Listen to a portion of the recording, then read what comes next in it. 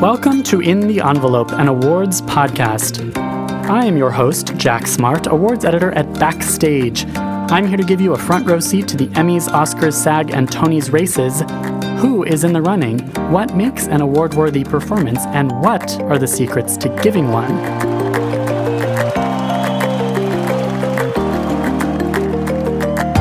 These intimate, inspirational conversations with some of today's most talented stars provide you, dear listener, the kind of craft and career advice that could win you a statue of your own, and maybe, just maybe, a tantalizing glimpse in the envelope.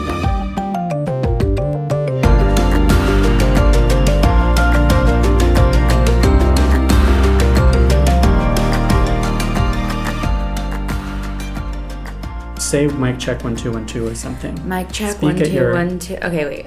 Okay. Katrina Lank. That was too loud. Sorry. No, that's I have fine. such a loud laugh. That's fine. Katrina Lank testing 1 2. Katrina Lank. Definitely... If I get through this whole episode without talking about Katrina Lank or Tuna Shalhoub or both, I'm gonna talk about. No, well, first of all, welcome listeners of In the Envelope. Here we are at a very special first of its kind. First of its kind. First of its kind episode of In the Envelope and Awards podcast, which is usually featuring intimate, inspirational interviews with award contending artists. And Not today. Not today. This episode, we are sitting down to discuss, well, in this case, the Tony Awards. I think we're going to continue to do this for the Emmys and the Oscars, etc. So.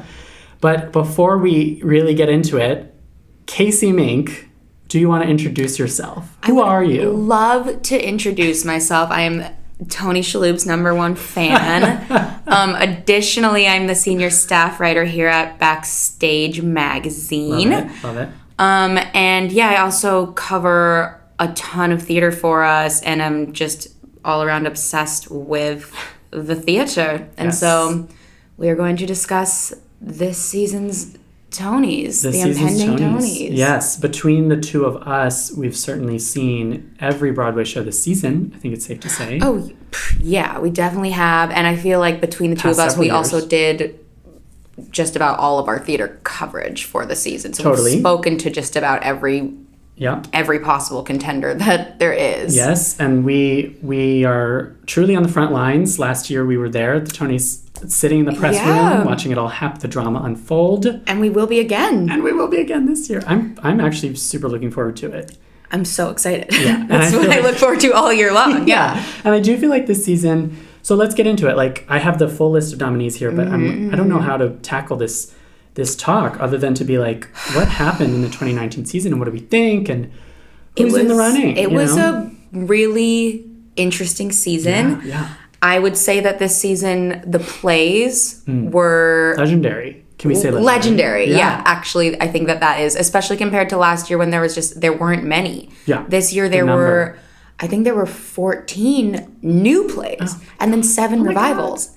So that's 21 plays. That's a lot. Which is crazy. Considering there are only how many Broadway theaters? And there are 41 Broadway theaters. But a lot of those are occupied, and there's only so much that can open in a season. There's only so much that can open in a season. So yeah, there were 21 plays, straight plays, and then there were... On the musical side... 13 musicals between new and revival.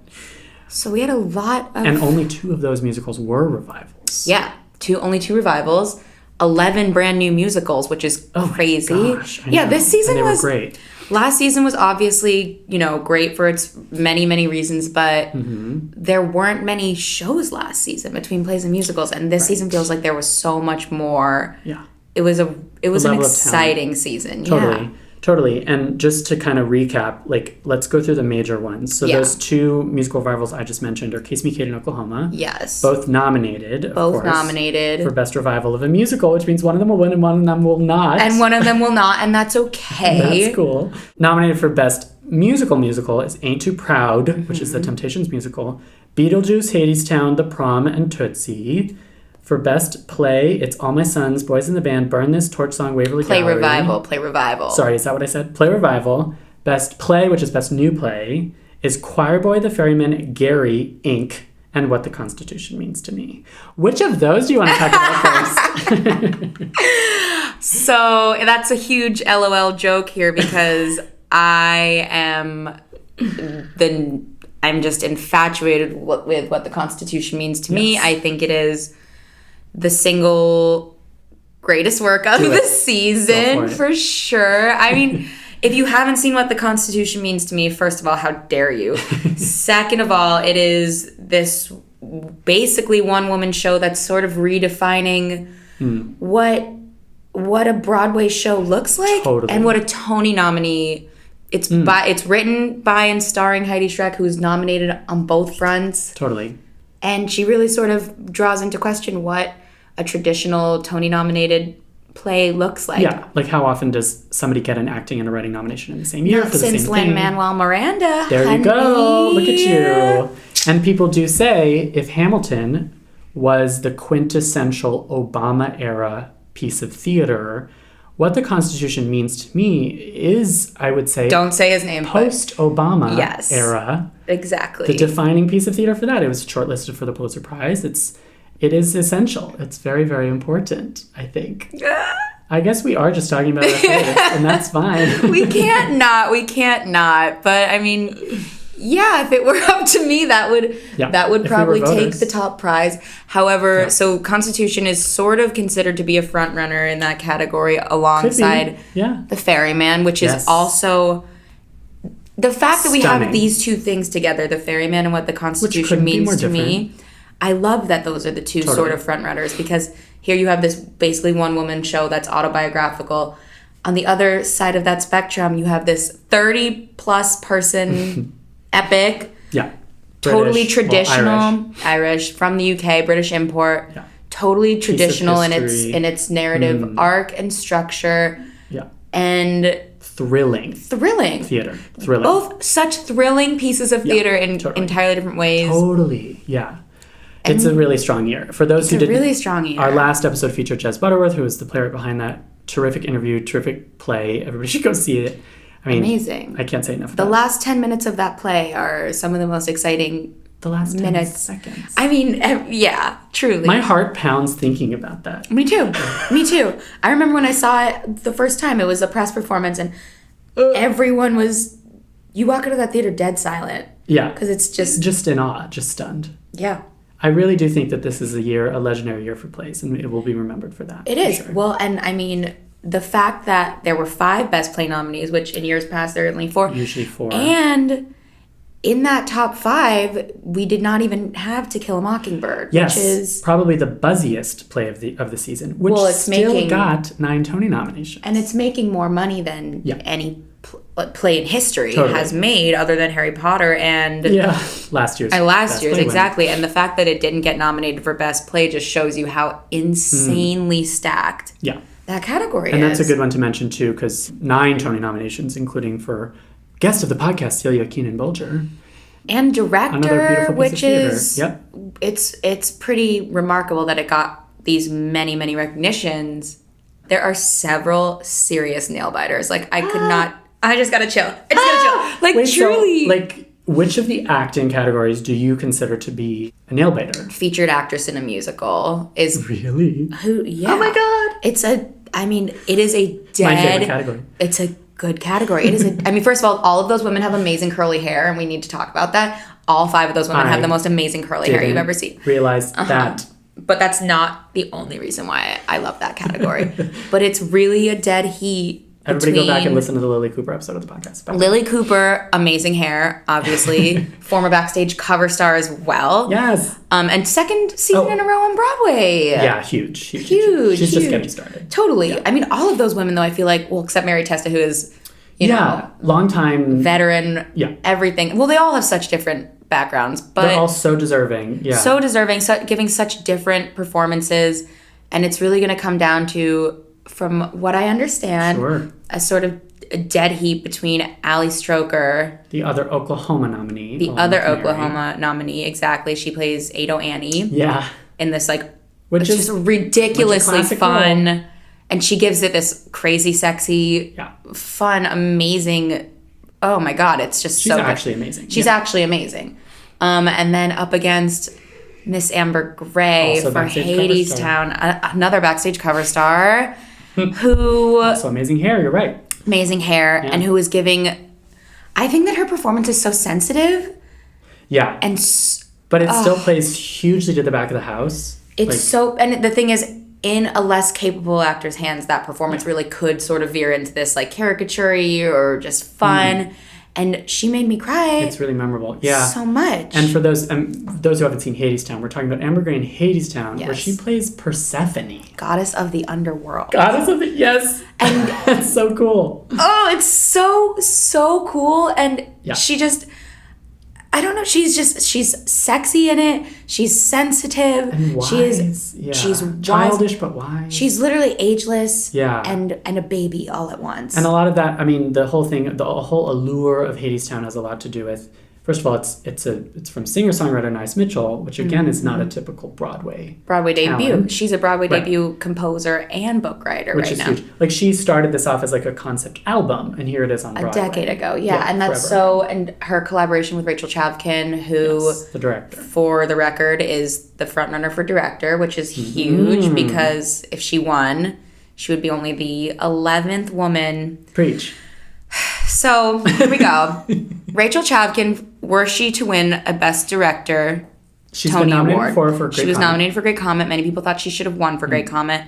She will become the 11th woman ever to receive a Tony Award for directing between both plays and musicals. Plays or musicals. And different so categories. this is the 73rd Tonys. Yeah. So safe to assume some years there were some off years. There weren't always 2 directing Tonys, but most years there were 2 directing Tonys. So roughly, 100... Statistically, not great. 100 some Tonys have gone to men for directing. And and you and I have had this discussion before where like it is truly comparable to the Oscars track record when it comes to recognizing female directors. Yes, and pretty abysmal. It's very abysmal. And the thing is about theater, we love our women's... I mean, film and television, we love women too, but in theater we give so many women of varying ages roles, amazing roles on stage. More so than Hollywood. Yeah. More so than Hollywood. I think that we've always allowed older women too, especially. And I think that it's crazy that isn't reflected off stage at all. Right. It's no better than film and TV. Or in the awards. And it's that thing too of chicken and the egg where you can't blame the Tonys necessarily for not nominating women if there are no women to be nominated. Yeah. It's definitely a sort of systemic thing. If you follow me on Twitter, first of all, I'm sorry. Second of all, you've definitely heard me talk about this, but I don't know. We've got some work to do. We do. Yeah. But all that is to say, Rachel Chavkin's direction is incredible. Of Hadestown, it's truly amazing. I think the direction is also sort of, dare I say, a star of that show.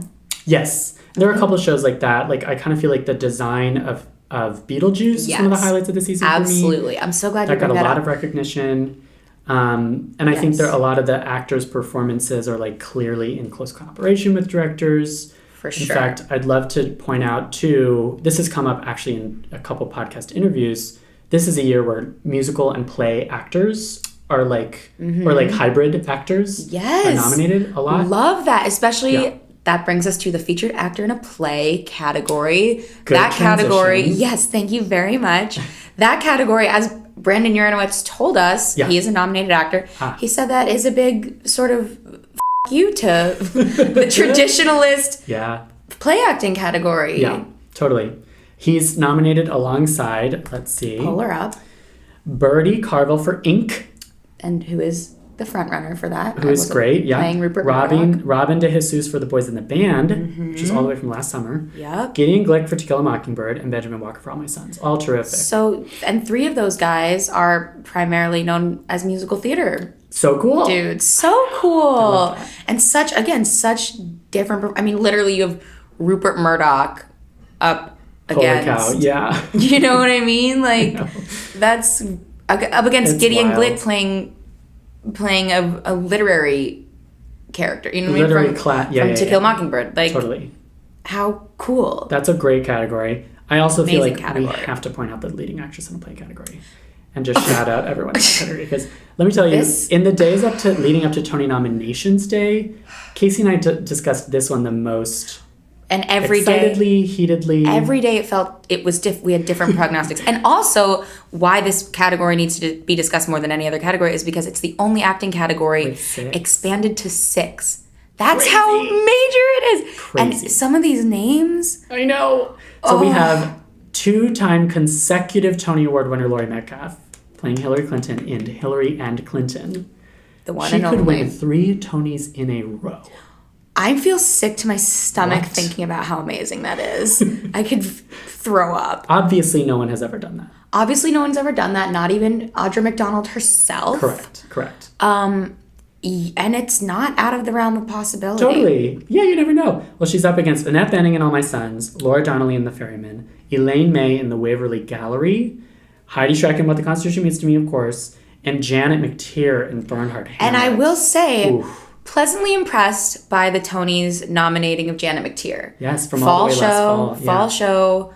New, kind of odd show. I loved it. And she was amazing in it. That's a backstagey show. Oh, well, it was all about actors. acting. Yeah. It was all about acting and actors. There were so many. Oh, I'd say that and Tootsie are the backstagiest shows of the year. oh for sure. Well, Tony nominee Sarah Stiles sings that one song all about just the horrors Being of an erotic auditioning. actor. Once that cast album comes out, if you are unable to go see Tootsie in New York, you must listen to this song. Music and lyrics by David Yazbek. By 2018 Tony winner for The Band's Visit, David Yazbek. Who I love. And the fact that he can go from The Band's Visit to Tootsie.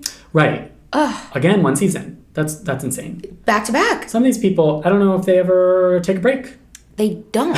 They definitely don't. I don't know what. Nathan Lane, who wasn't nominated for a Tony Award this year, Right. was a winner last year for Angels in America. How He doesn't wild ever take a is vacation. that? How wild is that he was nominated for Angels in America last year playing Roy Cohn, and this year he is in Gary, the sequel to Titus Andronicus, the weirdest show I think maybe ever on Broadway. Totally. And he got edged out. And he got edged out, and the other 2 people in his cast got nominated. Yes, both in this featured play, But you know featured what? actress play category. What I love so much about Nathan Lane is that he could do absolutely anything, which for the record also means doing nothing. Oh, sure. You know? Okay, and he chooses to do something as balls to the wall, bonkers as Gary. Yeah. That's oh my God. so rad. Yeah. It's from Taylor Mack. Anyone who doesn't know Taylor Mack, look Judy up. Look Judy up. Understand why I just referred to Judy as Judy. Yes. Gary was one of the highlights of the year for me. Julie White you know and what? Christine Nielsen. The 2 of them. The thing is about it so wasn't my cup of tea, and I still had a really weird and good time because of those performances and just the fact that the whole time I was like, I can't believe this is here. Totally. And it's nominated for Best Play. It's nominated for Best Play. As Celia Keenan-Bolger said, some real downtown voices on Broadway. Well, and we can go, it's true, there's Taylor Mack, there's Heidi Schreck, there is Daniel Fish, who directed this really weird, dark, scary, sexy Oklahoma. Yep. Even you've got Oscar winner Terrell Alvin McCraney. Exactly. Those are the 4. Yeah, those are the 4 that really sort of broke down. It's cool because I think this season, in addition to being super diverse and having so many amazing performances, I think it's really been a banner year as far as what we can do on Broadway, and I think the Tony nominations really reflect that. Yeah, that's so great. And I'm so stoked about it. Totally. Because we just said Choir Boy, I want to mention the only 2-time nominated actor this year is Jeremy Pope, who I don't think a lot of people actually know. After this year, that'll change, of course. For sure, but he starred in 2 spring Broadway shows and was nominated for both leading actor in a play for Choir Boy and featured actor in a musical for the Temptations musical. I am so Holy cow. glad. I mean, his performance, he's amazing and ain't too proud, but he's, one of an ensemble. They're all amazing. Him and Choir Boy. Yeah. What? And by the way, Choir Boy was his Broadway debut. Yeah. So he made his Broadway debut this season in 2 separate shows. And I'm looking at this list, and it's like, there he is in his Broadway debut next to Adam Driver, Jeff Daniels, Patty Considine for The Ferryman, and Bryan freaking Cranston. And then there's... For Network, by the way. That's a crazy category, too. That category is out of control. I'm very excited to see who wins in that category. I have my suspicions. Yes. I do believe it will go to Bryan Cranston, who will get his 2nd Tony Award, and I think that's very deserved in so much as that play Network It's a really interesting play. What makes that play work for me is the direction by Ivo Van Hove. Also nominated. And Bryan Cranston's insane performance. Insane performance. Talk about blood, sweat, and tears. Oh my God. And I mean, the thing is about it, it's such the character is so agonized and it's so hard to watch sometimes. But you can tell that Bryan Cranston, the actor, is living for it. Having the time of his life. Yeah.